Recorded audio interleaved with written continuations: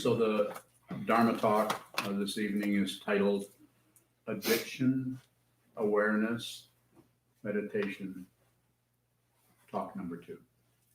I've actually given a lot of talks on dealing with addictions, or that what's commonly referred to as addictions. How to use awareness practice to help us see more clearly the way that kind of repetitive, grasping behavior or pushing away behavior, however you want to characterize it, shows up, and how to use, besides all the other things that are available, cognitive, behavioral therapy, moral inventory, and countless other ways of doing it that I'm not knowledgeable about. But what I am knowledgeable about is the foundation of the consciousness that is addicted, and the way in which we work with that quite often in modern medicine and so on is to try to snuff it out or do away with it or stop its effects, or control. Usually, I'm not saying everyone's doing it. And I couldn't remember this, so I wrote it on a card. In the American Society of Addiction Medicine, which I'm not sure what their membership is, but basically you have to be some kind of a professional to belong to this. Addiction is a treatable chronic medical disease involving complex interactions among brain circuits, genetics, environment, and life experience. People who use substances or engage in behaviors that become compulsive in spite of harm to oneself and or others. And so, sure, that's true. And there's, of course, the one we all know about are the 12-step programs, which show up in different ways through Narcotics Anonymous, Alcoholics Anonymous, and so on, Al-Anon.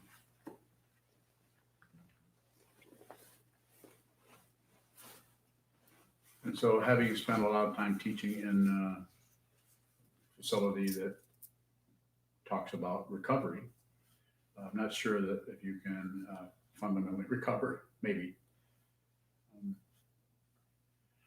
But what seems to be missing in a lot of the approaches, even though they have all kinds of science and all kinds of proof or examples or whatever, however you want to say it, still the on Wikipedia continues to increase. I think it was maybe 10 years ago there were 75, and now there's 150. I don't know, maybe even more than that. It just means that people are always coming up with some way of dealing with everything, and usually it is above the surface of the fundamental nature of consciousness. Fundamental nature of consciousness, you can't manipulate that because there is no manipulator. The manipulators are the self-centeredness, the ego mind, even if it's trying to do good. Even if someone is Harry Truman, well, you probably wouldn't know about him. Even if somebody is trying very hard to make life better for others, still, if it's coming out of a self-centered or unexplored sense of privilege, in other words, I know and they don't, if that has not been examined, then I'm not saying there won't be some relative good happening, but the spinning part, or the back in the dark, the part that is not being seen, is actually unwinding the very thing that you're winding up. Just a way of talking about it.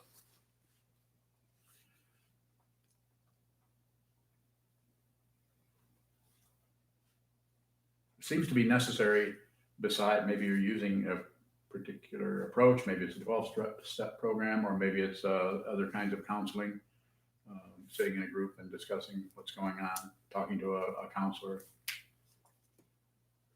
Maybe that will work. Maybe that will help you back away from, or not be at the mercy of your compulsions, to put it literally.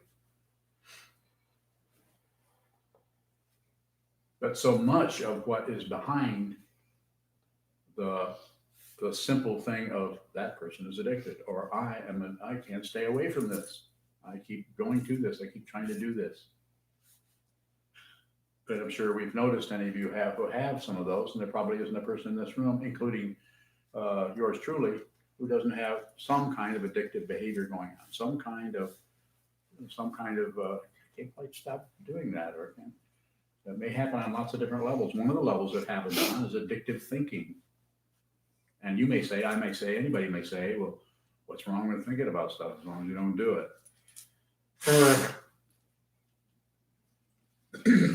Okay, maybe that'll work. But that circularity of wanting this and not wanting that, wanting this but not wanting that, this kind of little tiny skirmishes in the consciousness that are usually submerged in such a way that we can't really see the discrepancy in the way those build up some kind of evidence that makes the ego mind or the self-centered mind think that that's true. You'll notice, I'm sure you'll notice, that sometimes when something comes up in your mind, you immediately decide whether it's true or not. Or if something happens, if it's true or not, or if it's valid or not valid, or if it's valuable or not valuable.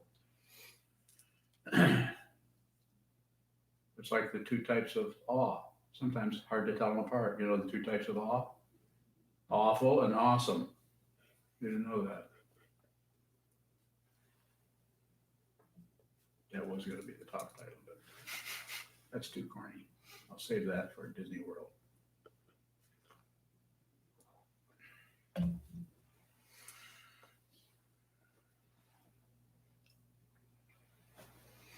So the particular association that I mentioned, I'm sure American Society of Addiction Medicine, I think they only came up with that title a few years ago. People still are kind of have issues about the word addiction. I think it probably works pretty good, but I'm willing to change if somebody can point out something about it or another kind of word that would be more helpful, that would cover everyone, that's in that kind of compulsive grasping, compulsive rejecting, compulsive shutting down, those modes.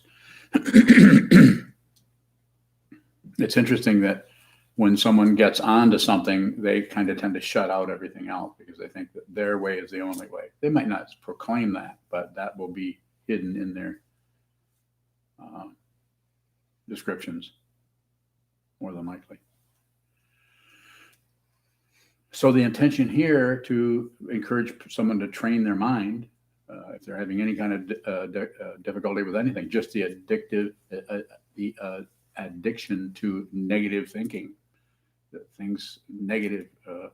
You can even say that depression is a form of addiction, because what do we do with it? We fight with it. We try to stop it.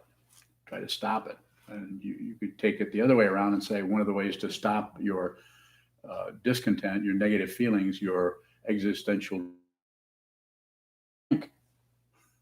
Anybody ever drank? Yeah, it's kind of nice. About 3 hours, I think, does it, 3 or 4 hours. And after that, it goes down, or else you get difficult. You give other people problems. But it's a cover-up. Some people are able to do that just by manipulating their thinking process and continue to go after or rethink. Thinking about. Thoughts arise spontaneously out of causes and conditions that are beyond our say-so, and we immediately have a little bit of say-so. So what do? We sprinkle our thoughts about that. That shouldn't be. That should be. Well, the reason that's happening is because of those guys. How often do you do that? When something comes up that's negative, immediately we look for blame. That's an addiction. I mean, it's not the kind of addiction where somebody is so far lost that they're about to kill themselves, or they're about to do destructive behavior that they're so blind to that they don't realize it. I mean, if you talk to them when they're not using something, they seem to make sense. They realize this is a mess. They realize they need to do something about it. But 3 days later, they're dead. And I'm not making that up. That's something I've seen from working with people who have addictions. And there's nothing you can do about it. You can't. The person has to do it themselves. So sitting practice of meditation, this is outside of Buddhism. You can be a Buddhist or not, but you could train your mind to see clearly, so that when you work with the addiction instead of trying to fix it or stop it or smother it or control it, or put tentacles onto it so you can control it, or make it stop or make it go somewhere else. You could just see deeply what it is. And the way you see deeply what it is you look into your mind, sitting practice of meditation, sit down, hold still, just observe. In the Japanese Zen tradition, this is called shikantaza, or just precisely this. And you have to do hours and hours and hours of it, weeks, months. It's probably not going to work to do a few hours a week, but maybe that would be better than doing nothing at all. So it is about becoming aware of the addiction, not stopping it, not recovering from it, stay out of the conceptual area and stay with just how it feels, just how that feels, just the feeling of it, just the feeling all through your body, all through how this feels, how this looks, how this smells, how this sounds, how this feels, how this thinks. When I say how, it's just that. There isn't anything about it that is special. It will have its own specialty. It will be a blue wall, a red wall. It'll be a cardinal or a parakeet. It'll be a sound, difference in sound, difference in quality. But by watching that, by seeing that, by sitting down, holding still, and watch what's happening out in your kitchen when you're in your meditation room or your bedroom, and your kids or your relatives or your mate or your dog, for that matter, is making another noise, watch that, please. Because that's where that awareness that is watching that movement without adding to it, without subtracting from it, and that's where the exercise comes in. You watch what moves and you don't make a comment on it. You watch what comes back and you make no comment. It's called mind training. And it starts out on the surface of consciousness where all of the thoughts are clamoring for attention, recognition, validation, prognostication, and all the other Asians. Just by watching that come and go and come and go and come and go, that part of the consciousness that we don't realize its nature because it's so bonded to the thought process of right and wrong, up and down, back and forth. Everyone in here, more than likely, not accusing you of anything, is probably laminated to some aspect of your thinking process in a slightly different way than the other person is. Some people have a great deal of difficulty with jealousy. Other people don't. They think, fine. They don't feel challenged. But they might have an extreme, a lot of difficulty with intense negative feelings that they attribute to their own mind.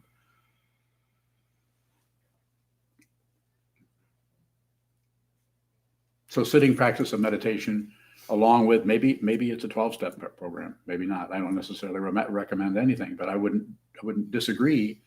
Also, if someone wanted to take Prozac and meditate, I have students right now that take different kinds of medication.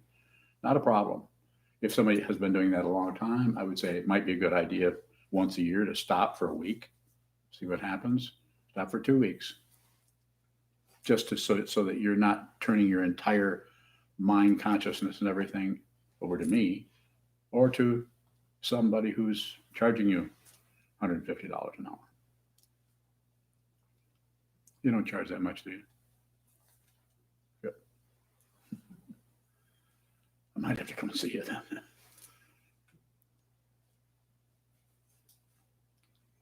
I can continue, but if there's questions, yes, do choose. Still trying to understand the concept of specifically addiction awareness meditation. Okay. And I think in the last talk,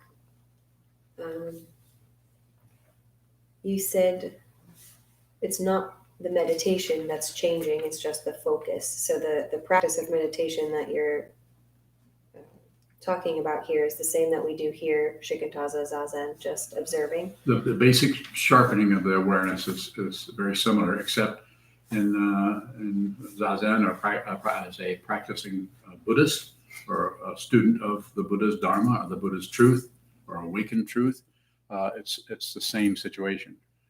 as far as the practice itself. Now, it will take on different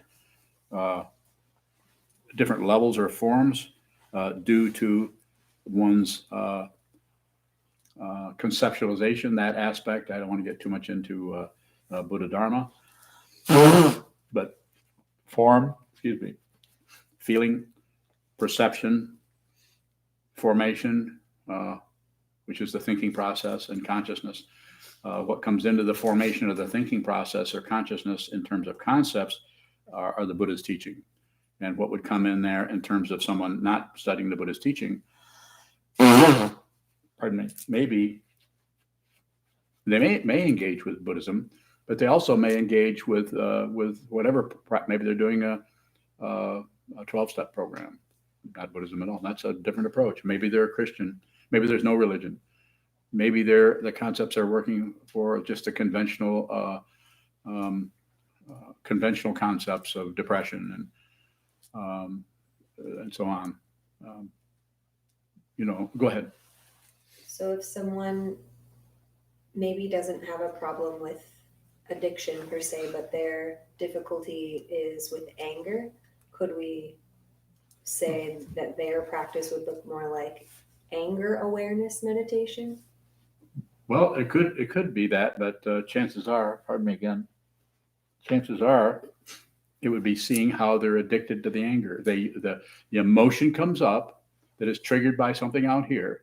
And then the way you get rid of that feeling is to get angry.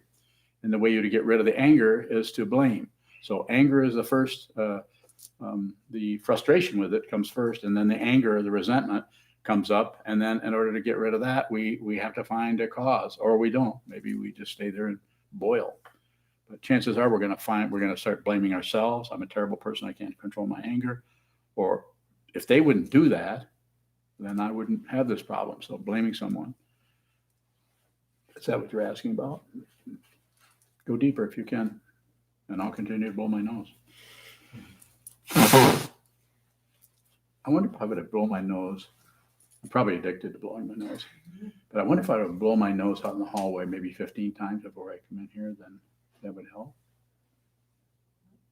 No, it won't help. Okay, go ahead. Could looking for our addictive tendencies actually be covering up what we need to see? Could be. So what is helpful about labeling something as an addiction? You need to have something. You need to have something. It's like what's helpful about even using words at all. We have to have some way of talking about it. And as you personally, or you or anyone else goes into it, it may start to change its shape, but it needs to change its shape, not based on something a therapist or a doctor or even me or even this old man is telling you about it. I'm encouraging you to find out for yourself. You've probably heard of that saying from ancient times, physician, heal thyself. Who said that? Any doctors in here? So the idea is you need to do it. Obviously, if you break your arm, you probably aren't going to be able to put a splint on it or heal yourself. You're going to have to get someone to help you with that. But when it comes to the mind itself and the functionality of the emotions and the thinking process and the grasping, rejecting, and shutting down, that you can just see that yourself. The other person, even though they might want to help you save your life, they don't have access to that area of your consciousness. And if they did have access, which in some cases happens in the case of a counselor, psychiatrist, or someone, if they're meddling, if they don't understand their role and they think it's to fix somebody, then their unexamined distress or addictions leaks over through the personality is very porous. And so, and one of the things about that porous quality is it looks solid, but it is not. Leaks over into other areas. You'll notice that if you're in a room where, and if you have an anger problem at all, say maybe you're not angry, but somebody else gets really angry about something you don't even understand, you can feel yourself start to get angry. You might not do anything about it because you can really keep projecting that it's out there. They're having the anger, but you can feel it. Just like if somebody gets very sad, if you watch a really sad movie, some people are impervious to that.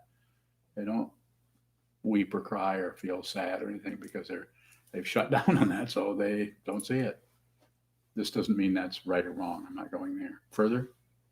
What's the difference between anger and an addiction to anger?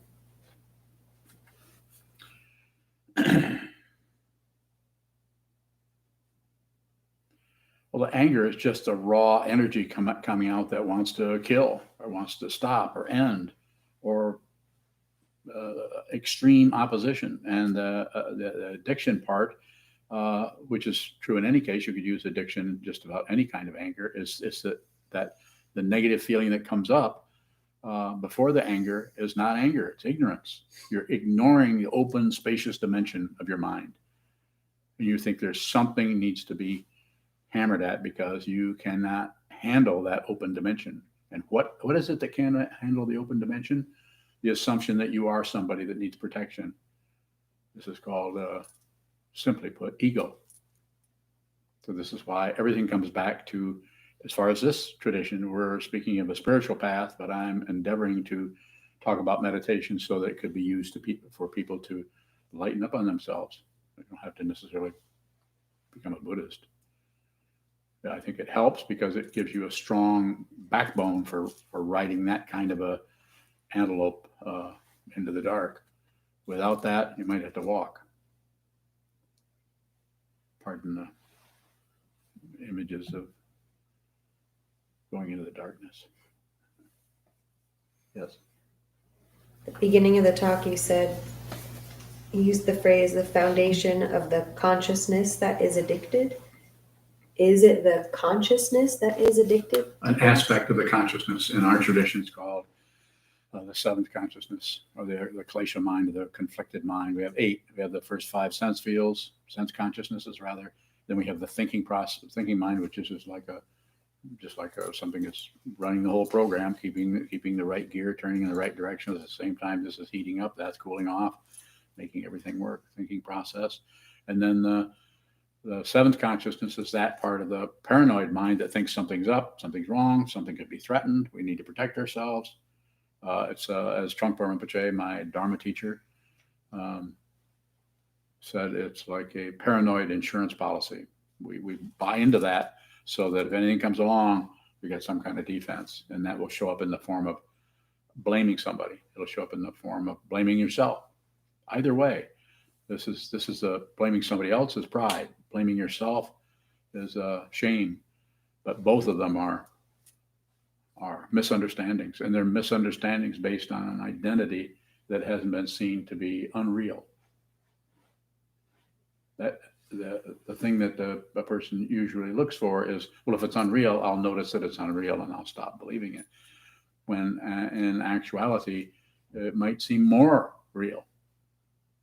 It might seem more intense. At the same time, you realize it's like a stage play. It's like watching a movie. Watch a Stephen King movie or something like that. It's extremely, that grabs at your emotions in such a way that it can be scary, even though it's not happening. It's unreal. It's a movie or it's a play, but yet we're frightened. Sokuzan, does the addiction have a texture that is different than the emotion? Say more. Just thinking of the example of anger, it seems like it's easy to feel the texture of anger. But is there a difference between that texture and the addictive aspect? I think the addictive part is in hiding unless there's an issue. This is why we can just do something that makes us feel happy. We can walk away from a negative situation and go into a situation that makes us. It could be gambling, could be playing cards, could be something that's totally harmless, like having a collection. $300,000 worth of motorcycles, totally harmless. Is that an addiction? Not unless that person thinks it is. The next door neighbor could look over and think that. What a waste of money. Interesting how we do that to each other. We have our own crib, and we peek out through the slats and judge people. You all know what I'm saying.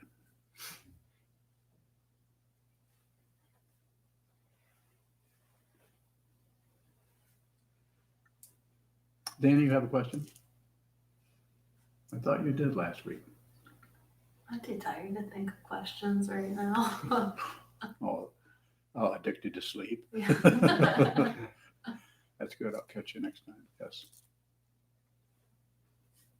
You said it's not about stopping the addiction, it's about seeing it, but should someone stop doing their particular addictive habit to watch it? Well, if you can stop it, then it's, if you can stop it, it's probably not because it doesn't have a bigger hold on you. But yeah, if you can stop it, stop it. But then also the idea with meditation is that as you go along, you'll be more and more aware of the way in which you trick yourself into I call them bad neighborhoods. So the awareness needs to be very literal. The awareness needs to be so strong that it doesn't miss when you're when you're just leaning in the direction of going towards that, whatever it is, chemical activity. But don't try to stop it too soon, because if you stop it too soon, I don't know why I'm tripping over my own tongue. If you stop it too soon, then what is actually fueling with that situation is missed, and that goes into hiding and just shows up again in 3 days, 3 weeks. So it seems to be very necessary to get close to the edge of that, and so that you can see how it's fundamentally getting its fuel. And then if you do that thoroughly, you don't have to stop it. It stops because it's not getting the input from the mind that is constantly grasping at something, because that energy that was in grasping and was in rejecting and was in shutting down is where awareness. When the awareness gets drained off into passion, aggression, and ignorance, into pushing and pulling and shutting down, then that awareness isn't free to see when that bad neighborhood starts to show up, which could be a physical neighborhood, it could be a racial relationship neighborhood, it could be a timing situation where you put yourself in a situation where it's much more difficult to step away from something that's difficult. And it's difficult, or it's different for every person. Every person would have, if they had something that they would agree was an addiction, probably going to be functioning in such a way that they would see, as I would agree with, that you have to do it yourself.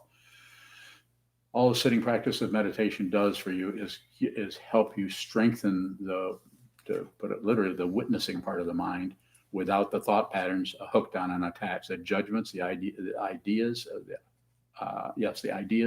the judgments, the concepts, the enculturation that makes one thing bad, one thing, what your mother said, what your father said, what the culture says, the hidden beliefs that you have in your mind start to show up as unreal. They're just beliefs. They have no credibility fundamentally. They're relatively credible, but it's because of people's belief and locking down on it, and because a whole culture supports whatever it is. Just like the difficulty people have, people will not look in a dictionary and find out what the word socialism means. Instead, they just really have opinions about it. So that's what they do. So therefore, all kinds of misinformation is all over the place. Same thing with Buddhism. People have an idea that Buddhists worship golden idols. They don't. They worship gold leaf idols. Nothing to worship. A question from Julian in Kalamazoo. Can we replace a bad addiction with a good one? You can. You could, like, if you had a really bad addiction, you could change that over to an addiction to sending me money. Sorry, I couldn't resist. No, seriously, you could find something else, but the difficulty with that, it's still addictive, and that replacement thing works for a while, and it gives you some relative success, but it doesn't fundamentally help you. And so that may work for a while. And let me characterize it this way: say you've replaced, every time you start to feel like getting high or shooting up or going bowling or drinking or gambling or whatever it may be, any number of things that I'm not even mentioning that might be your issue. When that occurs, taking whatever that is and try to find something else. Even meditation practice could show up that way. As I'm just gonna meditate. I'm not gonna go anywhere. I don't necessarily recommend that. I'm not saying you can meditate your way out of something or into something. The problem with that is that if it has some relative success, then we start to get addicted to that success. And then we want to fuel that and make that stronger instead of the awareness being stronger, the item that is arising in the alternate thing. And there's a saying in Buddhism in the 12, Atisha's mind training, don't transfer the cow's load to the ox. I think that's it. It's one of them. It means don't shift this over for that. But I would say on top of that, if you do that, just be very aware you're doing that, so you don't get caught that you're using that to stop, maybe slow down the chemical part of it, because there's all kinds of layers. There's a chemical thing that's going on, psychological thing, maybe even a spiritual thing that's going on, and deeper levels of consciousness that science is basically not exploring, other than putting a bunch of devices on His Holiness Dalai Lama's monks and looking at their brain waves. So I'm not saying people aren't looking into it a little bit, but the ones who have really looked into it are people who look into it with the mind, with the mind. They don't need. That's why you have a 2,500-year-old tradition like Buddhism, which I'm not here to promote that or market anything. I say the only thing I would say is train your mind. You can find another way to do it other than sit down, hold still, and watch how crazy you are. Watch how untrained you are. Instead of avoiding the chaos in the mind, avoiding the depression, avoiding, going to something else and getting addicted to something to keep away from your existential ox that's rising every morning over your bowl of cornflakes. Let's hope it's not cornflakes. Not good for you. Yes. Can there be clarity about an addiction to a substance as the substance is being used? Well, it could be. I would think it'd be more difficult depending on which substance it was. More about that. It seems like in drug rehabs, you kind of go into a rehab and you're away from that substance in order to try and work with your addiction to it. So does there have to be that kind of a contrast or a polarity to using in order to see more deeply the nature of addiction? I think they're going to a rehab where you're on a hiatus from being able to use anything. It might be necessary to do that. I don't know. I wouldn't say that one size fits all. So some people might be able to do it. I think anybody sits down and just holds the body very still. The body, mind are not two separate things. They just look like it. Just because you can do one thing and think about something else, that just is showing you how fantastic consciousness is. It's not some kind of validation that I can do one thing and think about something else. You're not actually doing that. You're just clouding your mind. So I think it would show up different for everyone. I think some people really would need to separate themselves, and some people could work with it right on the spot. Yes. Does the witnessing quality of the mind rely on false belief in itself? On a false belief in itself. Or on a belief in itself? For a while. If it's done enough, eventually what happens is one returns, just a literal pictorial way of saying it, one returns to one's original self, even though you're a full-grown adult and you're a living being. So we're starting to get into the area of a spiritual path where who you are is your actual identity is not the identity that's addicted, and it's not the identity that's is trying to overcome the addiction. Those are all temporary, but they should be seen and not demolished or gotten rid of because they're basically unreal. Goes on. Sometimes with the addiction to a substance, let's say alcohol, you suggest distancing yourself, like don't go to the bar or maybe don't hang out with the friends that drink all the time. Good idea. So if it's a situation of a thought addiction, how do you distance yourself from thoughts?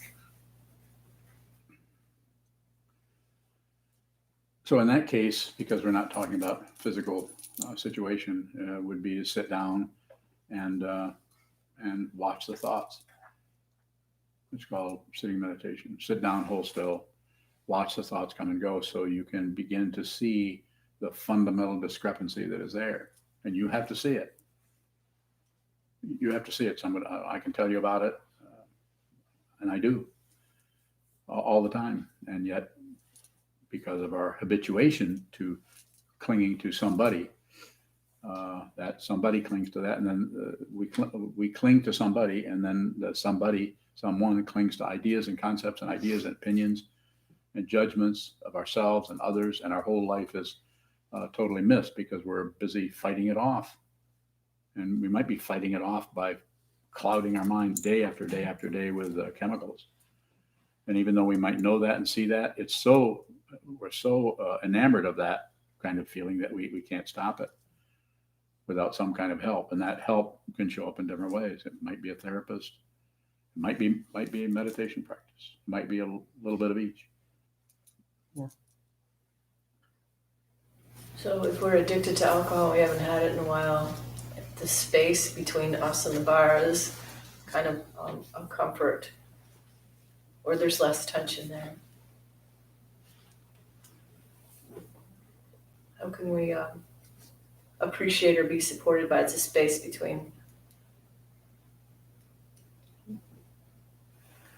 the object of addiction in our minds?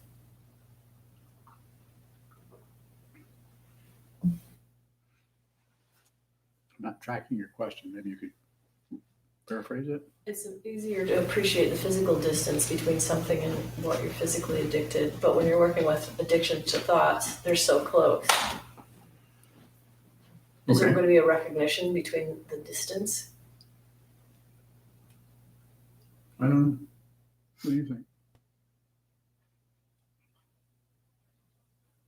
I don't know, it feels like it comes up and you're right into it. It's a different kind of space, psychological space, physical space. You apparently have some say-so about it, but that apparent say-so is a big hype, and it's very seductive to think that we can accomplish something. The only thing it really does is give you some breathing room. That's like in our tradition, going into retreat gives you some kind of space so you can just be with your own clumsy thoughts, so you can endeavor to stop blaming the world for how you're feeling. Then if maybe instead of using the idea of physical distance, use timing. It seems like it's so speedy from the impulse and the grabbing. Yeah. So how can we put a little more space there? Well, I'm kind of biased when it comes to that kind of question. I mean, it might come up different if a particular person were asking this, depending on how if they were to give me permission in the first place, how I could perceive where they're at with the way they're asking the question and so on. But when I listen to the way you ask the question, I say, sit more. You're already sitting several hours every day. Is that correct? Sit more. I'm not necessarily going to say that to someone else, but I would say it to you.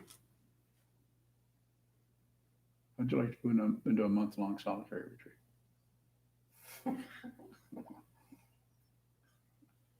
I know you'd like that.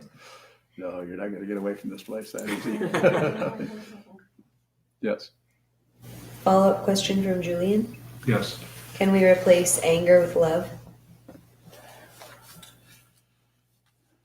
I think it could be replaced with it, to use that whole image of replacement. But the concept of anger and the concept of love, or the feeling of love and the feeling of anger, are not that dissimilar. And so, and when I say that, I'm not trying to take away your aspiration to be loving, of course. But I think it's really good to look at the anger because that kind of replacement, it might just be more like a masquerade or a mask that allows you to feel better. Because if love is about you feeling better, then it's probably not love. It's more like some kind of addiction to something or someone or some feeling. But actual love doesn't want anything. It doesn't want anything else because why? It isn't anything else. It's not a separate thing, a separate being. If you think that it is, then to the degree to you that you think that it is, to that degree, you'll have some tension and anxiety about it, about losing the love or about it going away. Yes. He has another one. No, I do. Oh, what's yours? When you give general meditation instruction, Yes. you usually say watch whatever moves. I do. In the case of addiction awareness meditation, would there be an intention to look for the addiction? No. Thank you. That's a good one. So the basic instruction for anyone is to sit down, hold still, keep your body in a symmetrical position. Since the body and mind are not separate, you can't find the mind, or you could bring it into some kind of symmetry or balance. So we use the body, sit symmetrical, and then by watching what moves, eventually, not right away, eventually those dynamics, those aspects, those qualities of addiction will start to show up. But they won't necessarily show up if we're trying to do it or trying to get it or trying to accomplish it. This is, in the words of my teacher, this is materialism, spiritual materialism, working with the consciousness to try to get something else. More? How do we look at the actual, or at what the concept of addiction is pointing to rather than our ideas about our addiction? They'll fall away. If you continue to use a fancy ancient image, if you continue to walk in the fog, eventually you become soaking wet. But you have to go into the fog. You have to go into that environment over and over and over until you're completely drenched in awareness. But you won't get any credentials. There'll be no yardstick. I'm 15 degrees. Last week I made 45 more degrees of awareness. That won't happen because that's the very nature of self-centeredness and ego. Even though ego can be highly polished to be very shiny and very acceptable in our, people can look at us and think we're wonderful, we're such kind people, we're this, we're that. But when death comes without warning, we'll find out where that mind actually was, because that's very difficult for anyone to face, the end of this incarnation. And this is somewhat what's happening with addiction. We're trying to cover up the temporary situation that we find ourselves in as human beings. We don't want to look at that things can come to an end. It seems to be necessary to do that without particularly being pessimistic. But it's the truth. More? Sometimes you talk about if we add commentary like, there I go again, or why is this happening again? Yes. The againness is extra. It means we're not looking closely enough at it. So with an addiction, it seems like a concept about an addiction is that it happens again and again and again. Yes. Is that repetition part of the addiction? I think it is. We need to watch that. Just observe, and as you observe it, it looks like again, but then you start to notice there's a slight difference each time. That no to it. We just impute that, well, I'm addicted. There I go again. And that actually is a form of ignorance, because the commentary on it is not accurate. And so it's more like a tarpaulin over a pile of logs. You can't actually count them. You can't see them. We've covered it up. There I go again. So first you have the aggression, possibly, of or blindness or passion or grasping, of going into the addiction or trying to do that. And then when we see what we're doing, then we start to get embarrassed about it, perhaps. And then we want to cover it up. So we've got the passion of being embarrassed, and then we've got the ignorance of I'm not gonna think about it. Might be that literal, or it might be turning into another thing. It might be instead of actually being sincere and curious and inquisitive about what is the nature, what is it that is going on with me personally, what is fundamentally happening. And for a person to do that on their own is pretty difficult. Yes. How can there be an addiction when there isn't a continuous identity to be addicted? But we don't see that there isn't anyone. We can continually impute or conclude that there's must be, if I'm feeling like this, there's somebody feeling that way. So we misunderstand the nature of the whole situation as thinking there's someone who is being harmed who needs to get away or needs to escape or shut down. This doesn't mean you should be a martyr and bring on the negativity. You don't do anything with it at all. You're just aware of it. You're just aware of what's coming and going. If we were to see the discontinuous identity, would the addiction show up instead of being an addiction? Would it show up as just grasping is happening in that moment, and then maybe the next moment there's a different type of grasping? Probably, yeah. But there's no accomplishment there. If the grasping shows up in this moment, we don't grasp the other way and try to push it down. We also don't validate it and liberate it into some kind of a trajectory that goes into heading for the bar, heading for Utah, where they have those poison cactuses. We don't do anything about it. Nothing to do. There isn't anything to do.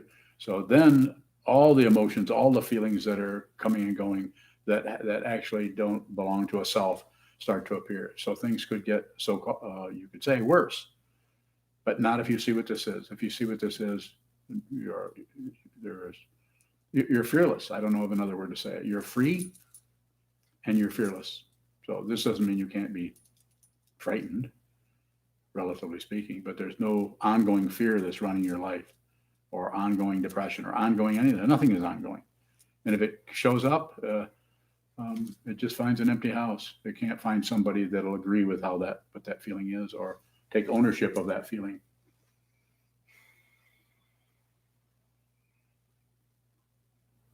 Question from Greg in the UK. Is it possible to have a framework understanding of Dharma but have no agenda that we refer back to?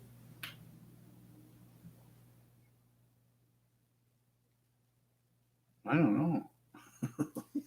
A framework, I'm going to lean back. A framework understanding of Dharma. Okay. Life is suffering, causes desire, causes the path. Shila Samadhi. Okay. I think I got that part. Now, what was the last part? And I have no what? I'm not mocking you. I'm trying to understand.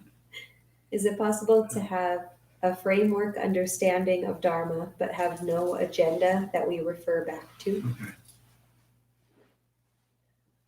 Shila Samadhi and Prajna. No. Not possible. Unless it is, in which case I changed my mind. I kind of understand what you're saying, and I would say for you personally, the way you're showing up through your question, and I can't see you, so that makes it a little more challenging. I would say the most important thing for you to do if you consider yourself a student of the Buddha's Dharma, not my student necessarily, but a student of these teachings, is to spend a lot of time on the cushion doing nothing but watching what the mind does. Because watching what the mind does, that's where this teaching comes from. People in ancient times, thousands of years ago, including the Buddha, looked at the mind and kept notes.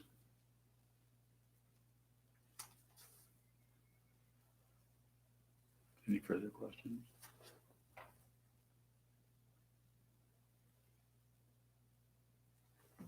Very good, thank you.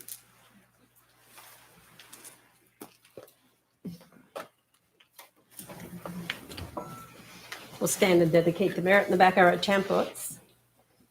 I'd like to remind everybody about the donation boxes in the hallway. We continue to depend on your support financially. Thank you. Online, in the mail, checks, cash. Also, I'd like to remind everybody about the All Day. This is Saturday, February 29th. And in the afternoon, we'll be having a Jukai ceremony. Thank you.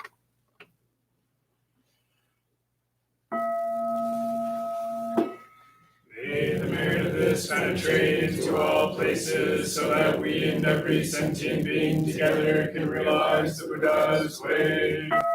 Hyo san chi shifu. Shi son bu sa mo ko sa. O ko ja ho ro mi. The 10 directions, the 3 worlds, all Buddhas, all venerable ones, Bodhisattvas, Mahasattvas, the great Prajna Paramita.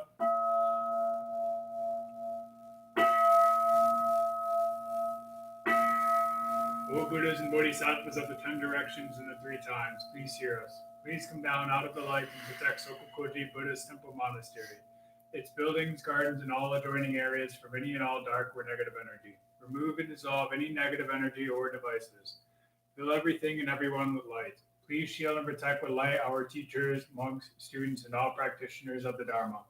Our families and friends from negative forces and energy from now on. Help us to realize the truth of the Buddha's teachings.